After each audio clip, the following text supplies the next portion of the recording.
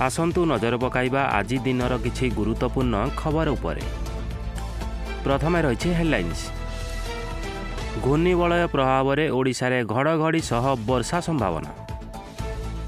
दुर्बृत्तों मरणात्मक आक्रमण में वार्डेन मृत, प्रिंसिपाल गुरुतर।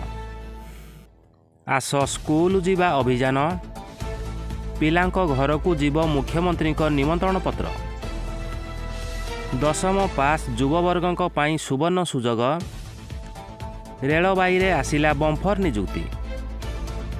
जंगल में पड़िथिबा बस्ता भितरु निखोज अष्टम श्रेणी छात्री क्षताक्त मृतदेह उद्धार। आसंतु नजर पकाइबा संपूर्ण खबर उपरे। आसंता सप्ताहे जाए राज्य में जारी रहिबो वर्षा। बिजुली घड़घड़ी सह वर्षा पवन हेबो। आंध्र उपकूल और पार्श्ववर्ती यानम उपरे सृष्टि घूर्णिबलय प्रभाव में राज्य में वज्रपात सह वर्षा नहीं पूर्वानुमान करिछि पाणीपाग विभाग।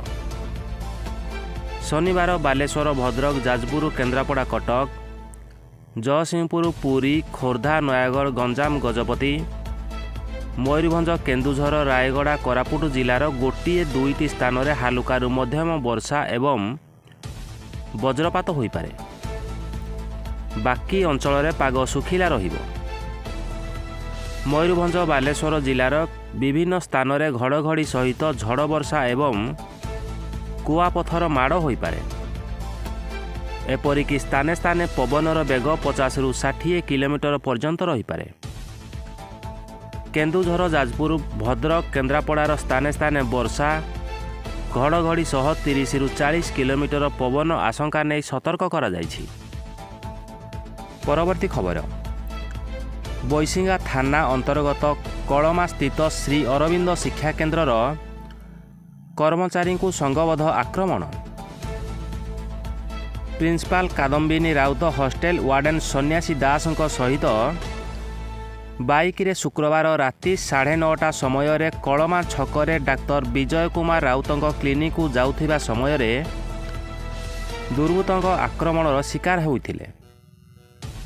दुर्बृत्त माने धारुआ अस्त्र हाणी बाइक मोबाइल छड़ाई नहीं। आक्रमणर शिकार होई 40 वर्षीय सन्यासींकर मृत्यु होइथिबा बेले प्रिंसिपाल कादम्बिनी बालेश्वर मुख्य डाक्तरखाना रे चिकित्सित हेउथिबा जणा पड़िछि। तांकर अवस्था मध्य संकटापन्न रहिथिबा खबर मिलिछि। पुलिस पहुंची तदंत करुछि। परवर्ती खबर। आसंता शिक्षावर्ष 2026-27 पाई आसंता एप्रिल 2 ରୁ 5 तारिख मध्य खड़ीछुआ उत्सव पालन करा जिवो। एथिसह प्रवेश उत्सव करा जिवो। 5 ରୁ 6 मध्य पिलांकु शिशु बाटिकार नाम लेखाहेबो। एथिसह 6 वर्षर पिलांकु प्रथम श्रेणी रे नाम लेखाहेबो। एने मुख्यमंत्री पक्षरु एक निमंत्रण पत्र पिलांक घर को पठाजिवो। एही निमंत्रण पत्र को शिक्षक माने बंटन करिवे। ए संपर्क में विद्यालय और गणशिक्षा विभाग पक्षरु समस्त जिला शिक्षाधिकारी को निर्देश दिया जायछि। विभाग पक्षरु कहा जायछि जे ओडिशा शिक्षा सर्वेक्षण चाइल्ड ट्रैकिंग सर्वे CTS द्वारा ग्रहण करा जाउथिबा तथ्य को आधार करी नाम लेखा हेबो। अंगनवाड़ी केन्द्र और प्री स्कूल एही तथ्य संग्रह करा जायछि। शिशु बाटिका प्रथम श्रेणी रे पिला माने जेपरी नाम लेखाइबे सेथि प्रति ध्यान देवा को कहा जायछि। पिला माने खड़ी छुई आरंभ करिवे पाठ पढ़ा। पारंपरिक रीतिनीति रे पिलांकर हेबो विद्यालय प्रवेश उत्सव। आडंबरर सह पालन हेबो एही उत्सव। प्रस्तुति अनुजाई स्कूल रे पिलांकु फूल चंदन देई स्वागत करा जिवो। एथिसह पिलांकु किट बंटन हेबो। एथिसह आस स्कूल जीवा अभियान रे विद्यालय बाहर थिबा 5 वर्ष रु 18 वर्ष बयस पिलांकु शिक्षा व्यवस्था रे शामिल करा जाउछि। 2026-27 शिक्षावर्ष पाई सेप्टेम्बर 2026 सुधा प्रथम श्रेणी रे नाम लेखाइबार व्यवस्था करा जाउछि। ପରବର୍ତ୍ତୀ ଖବର। ଦକ୍ଷିଣ କେନ୍ଦ୍ରୀୟ ରେଳବାଇ ହଜାର ହଜାର ଶିକ୍ଷାର୍ଥୀ ପଦବୀ ପାଇଁ ନିଯୁକ୍ତି ଘୋଷଣା କରିଛି। ଏହି ସୁଯୋଗ ବିଶେଷ ଭାବରେ ଦଶମ ଶ୍ରେଣୀ ପାସ୍ କରିଥିବା ଏବଂ ITI ସମାପ୍ତ କରିଥିବା ଯୁବକମାନଙ୍କ ପାଇଁ। ଏହି ନିଯୁକ୍ତି ଅଭିଯାନ ମାଧ୍ୟମରେ ମୋଟ 2801 ପଦବୀ ପୂରଣ କରାଯିବ, ଯାହାଫଳରେ ବହୁ ସଂଖ୍ୟକ ଯୁବକ ଯୁବତୀଙ୍କୁ ନିଯୁକ୍ତି ସୁଯୋଗ ମିଳିବ। ପ୍ରାର୍ଥୀମାନେ ଏଠାରେ ବର୍ଣ୍ଣିତ ପଦ୍ଧତି ମାଧ୍ୟମରେ ଆବେଦନ କରିପାରିବେ।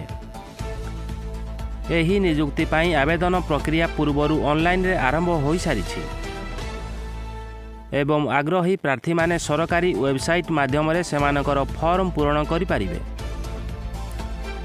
ଆବେଦନର ଶେଷ ତାରିଖ ହେଉଛି ଏପ୍ରିଲ 11, 2024। ତେଣୁ ଆବେଦନ କରିବାକୁ ଚାହୁଁଥିବା ପ୍ରାର୍ଥୀମାନଙ୍କୁ ସମୟ ମଧ୍ୟରେ ପ୍ରକ୍ରିୟା ସମାପ୍ତ କରିବାକୁ ପଡ଼ିବ। ଏହି ନିଯୁକ୍ତି ଅଭିଯାନ ପାଇଁ ଆବେଦନ କରିବା ପାଇଁ କିଛି ଯୋଗ୍ୟତା ମାନଦଣ୍ଡ ଅଛି। ପ୍ରାର୍ଥୀମାନେ ଅତି କମରେ 50% ମୋଟ ମାର୍କ ସହିତ ଏକ ସ୍ୱୀକୃତିପ୍ରାପ୍ତ ବୋର୍ଡରୁ ଦଶମ ଶ୍ରେଣୀ ପାସ୍ କରିଥିବା ଆବଶ୍ୟକ।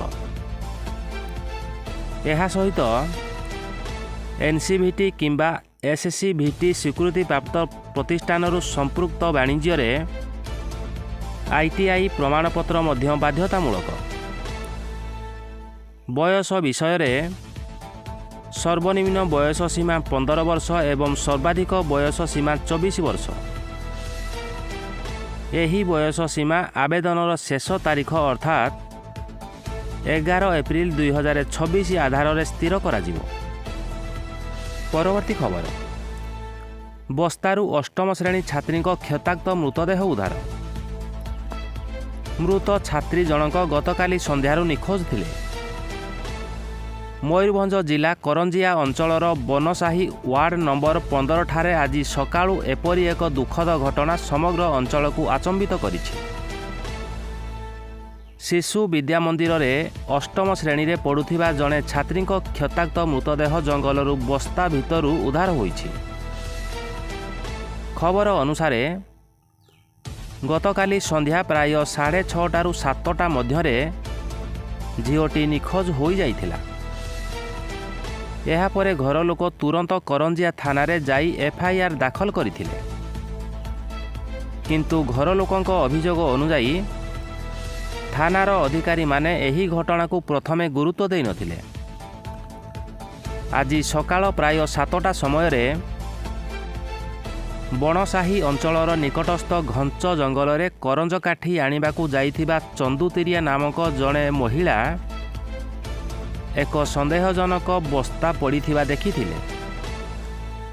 ସେ ଏହା ବିଷୟରେ ତାଙ୍କ ସ୍ୱାମୀ କଇରା ତିରିଆଙ୍କୁ ଜଣାଇଥିଲେ।